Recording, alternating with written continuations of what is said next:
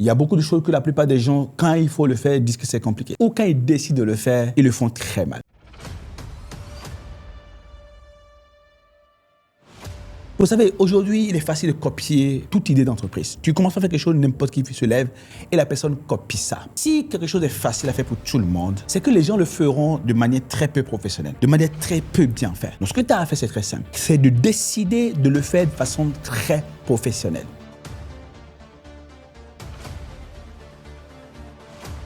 Si tu es par exemple un restaurateur, est-ce que tu peux dire que tu es le restaurateur le plus professionnel de tout ce que tu connais? Si tu es un coach dans le développement personnel, un coach en design intérieur, est-ce que tu peux dire que tu le fais d'une manière plus professionnelle que les autres? Les techniques, les méthodes, les outils, les technologies sont copiables. Mais il y a une chose qui n'est pas copiable. Qu'est-ce que vous avez et que la plupart des gens de votre secteur n'ont pas? Tu seras imbattable en tant qu'entrepreneur lorsque tu y mets plus de cœur que les autres.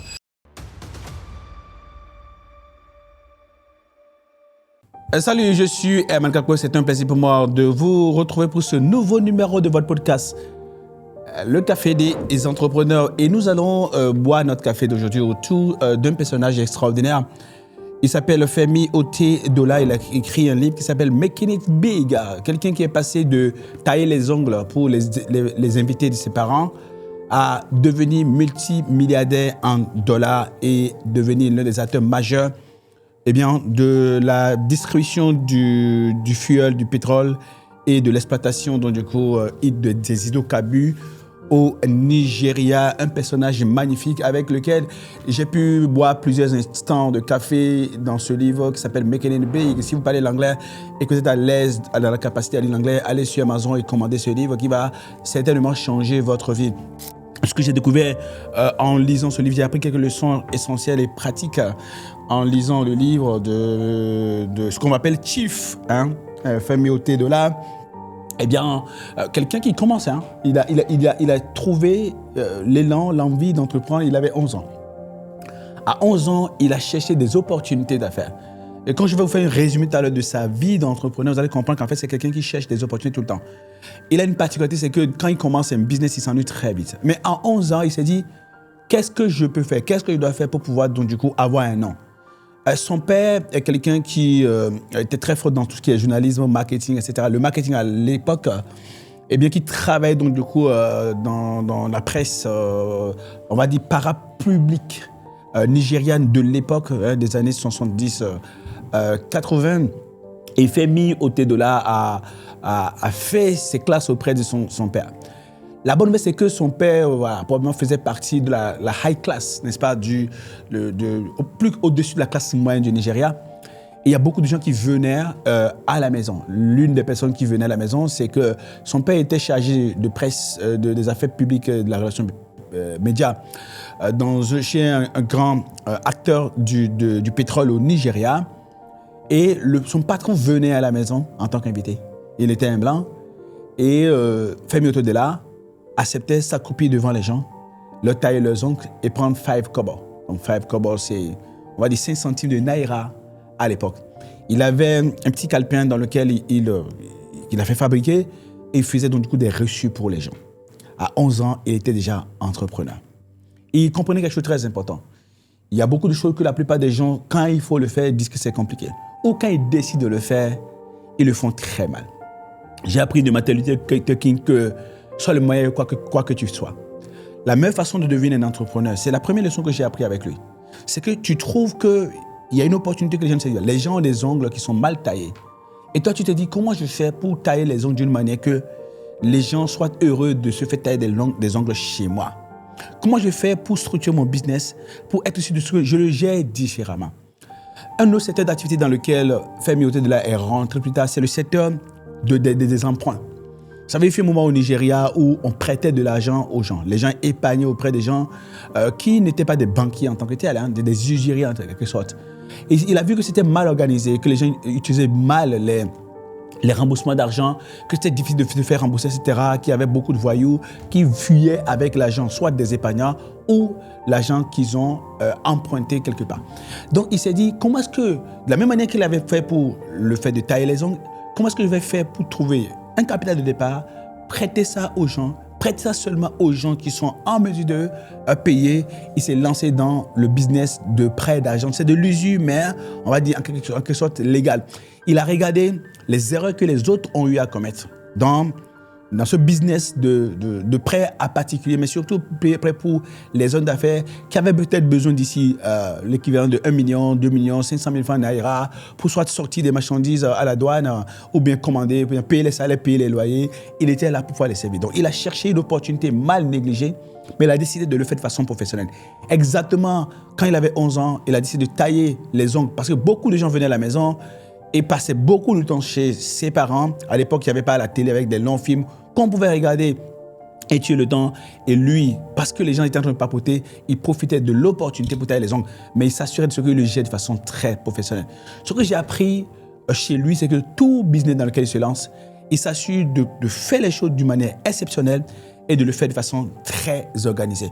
Et je vais m'arrêter sur l'idée de faire les choses de façon très professionnelle et de les faire de façon très organisée. Pour ce qui me concerne, j'ai toujours été quelqu'un de très passionnant, quelqu'un de très créatif. J'avais beaucoup d'idées, etc., une foultitude d'idées. Tout ce que j'avais comme idée, je voulais le mettre en place et le structurer. Et donner forme à cela du moins. Mais l'une des choses qui m'a toujours fait défaut, c'est la capacité à le faire de façon professionnelle. Et quand je me suis dit à un moment donné, on ne peut pas tout faire. On ne peut pas tout faire. Et si on choisit de faire quelque chose, on doit le faire de façon exceptionnellement bien. Et donc, le faire exceptionnellement bien, c'est quelque chose que j'avais compris très tôt en tant qu'entrepreneur et ce que j'ai découvert chez Femi Otedola. Par exemple, quand Femi Otedola s'est lancé dans la livraison à domicile du carburant, c'est parce qu'il a été victime d'une mauvaise livraison. C'est-à-dire qu'en fait, il y avait des défis d'électricité au Nigeria et il y avait l'électricité chez lui, il avait besoin de carburant. Il a passé commande à une entreprise qui livrait du gasoil à la maison à l'époque. Ils ont mis près de 6 jours à pouvoir le livrer alors qu'il était en panne de carburant, il était en panne d'électricité. Il a vu que c'était quelque chose qui était mal fait. Donc, il a décidé de le faire de façon professionnelle. Vous savez, aujourd'hui, il est facile de copier toute idée d'entreprise. Tu commences à faire quelque chose, n'importe qui se lève et la personne copie ça. Ce que j'ai appris de Femi Otedola, c'est que si quelque chose est facile à faire pour tout le monde, c'est que les gens le feront de manière très peu professionnelle, de manière très peu sexy, de manière très peu bien faite. Donc, ce que tu as à faire, c'est très simple. C'est de décider de le faire de façon très professionnelle. J'ai un ami, une personne qu'on se connaît depuis longtemps, mais on s'est rapproché dernièrement et je me suis rendu compte de ce qu'il vend des ordinateurs, il vend des produits électroniques en général, du matériel informatique dans Abidjan. Et j'ai regardé ses boutiques. Ces boutiques, il les a conçues d'une manière très, très professionnelle, d'une manière très designée. Pourquoi? Parce que quand deux personnes tu vends des ordinateurs, moi je vends des ordinateurs. Qu'est-ce qui va faire la différence? Eh bien, je dois chercher quelque chose d'unique, que c'est moi seul qui le fais. Et si nous sommes nombreux à le faire, je dois le faire de manière unique. Et si je le fais de manière unique, je dois dupliquer la façon dont je le fais. Femi Otedola était au four au moulin et voulait tout faire dans son business. Il a compris à partir d'un moment donné qu'il ne pouvait plus continuer ainsi, qu'il fallait qu'il nomme un CEO. Donc, il a professionnalisé le management. Tu vois, il a professionnalisé son management. Il a compris qu'un business qui dépend d'une personne n'est pas un business qui soit durable. Donc, la seule leçon importante que j'ai appris de ce monsieur, tout ce que tu fais, fais de manière différente. Fais ça de manière professionnelle. Est-ce que, si tu es par exemple un restaurateur, est-ce que tu peux dire que tu es le restaurateur le plus professionnel de tout ce que tu connais? Si tu es un coach dans le développement personnel, un coach en design intérieur, un coach en whatever, en branding, personal branding, tout cela, est-ce que tu peux dire que tu le fais d'une manière plus professionnelle que les autres? Les techniques, les méthodes, les outils, les technologies sont copiables. Mais il y a une chose qui n'est pas copiable. Travaille de manière très professionnelle. Il met de la passion, de l'organisation, il met de l'entrain. La plupart des gens sont superficiels dans les services et les produits qu'ils offrent. Es-tu prêt à copier ce multimilliardaire et prendre n'importe quel domaine de l'économie que les gens font de façon très peu professionnelle et décider de le faire de façon ultra professionnelle? C'est ça qui te donnera ce qu'on appelle un avantage compétitif supérieur par rapport aux autres. Aujourd'hui, tout le monde, avec l'IA, on est presque au même niveau. Les comptes sont remis à zéro. toute la connaissance mondiale en matière d'innovation, de design, de tout ça, tout est disponible et on peut obtenir des réponses extraordinaires à partir de l'IA. Mais ceux qui vont être très professionnels dans leur approche, ceux qui vont avoir une approche holistique, des systèmes huilés qui fonctionnent parfaitement bien et ils sont préoccupés par le besoin de le faire mieux que les autres, le besoin de le délivrer dans des délais qui soient meilleurs, le besoin d'y mettre plus de cœur, d'y mettre tout simplement le professionnalisme et d'être un vrai gars de la profession et non un amateur. C'est ça, donc, du coup, qui fera la différence. J'ai lu un jour un message de Avis. Avis, donc, ils sont dans la location de voitures. Et ils n'étaient pas le numéro 1 aux États-Unis. Eh bien, donc, ils ont dit, nous sommes numéro 2 et nous le faisons mieux que le numéro 1. Tu vois, nous sommes le numéro 2 et nous le faisons mieux que le numéro 1. Pourquoi? Parce qu'on y met plus de cœur. Tu seras imbattable en tant qu'entrepreneur lorsque tu y mets plus de cœur que les autres. Nous sommes des coachs à HNC, par exemple. On fait du conseil en entreprise, on accompagne les gens, on fait des formations, etc. Nous nous sommes dit que nous ne sommes pas les plus compétents. Il y a d'autres personnes qui sont plus compétents et plus forts en capacité à délivrer une formation que nous. En revanche, on y met quelque chose que les autres n'ont pas souvent, la générosité. Générosité dans la densité des contenus, la générosité dans la précision des contenus par rapport aux besoins des gens.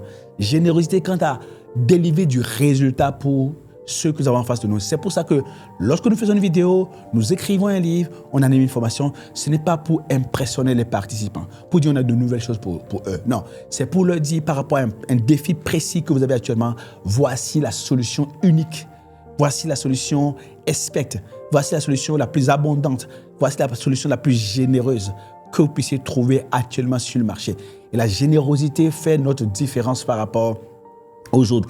Et nous savons qu'au début, ça ne paye pas, mais lorsque on continue à s'améliorer, lorsque on continue à le faire avec de la constance et de la consistance, on finit par avoir le dessus. Qu'est-ce que vous avez et que la plupart des gens de votre secteur n'ont pas et que vous allez faire de façon excellemment différente, excellemment abondante pour battre la concurrence, pour rester résilient sur votre marché, croissant et en développement constant sur votre marché, là où la plupart des gens ne font que 5 ans. Voilà, c'est la question que avec laquelle du moins je vous laisse et je vous recommande de pouvoir prendre votre café avec Femi Otedola en achetant son livre et de le lire de fond en comble parce qu'il y a tellement de leçons à prendre ici. Mais encore une fois, je dis, quand j'ai vu tous les secteurs dans lesquels il est parti, c'est les secteurs où les gens étaient dominants avant, mais ils étaient dominants avec un service très peu professionnel et il a décidé d'apporter sa touche professionnelle. Quelle est votre touche que vous allez apporter pour pouvoir justifier le fait que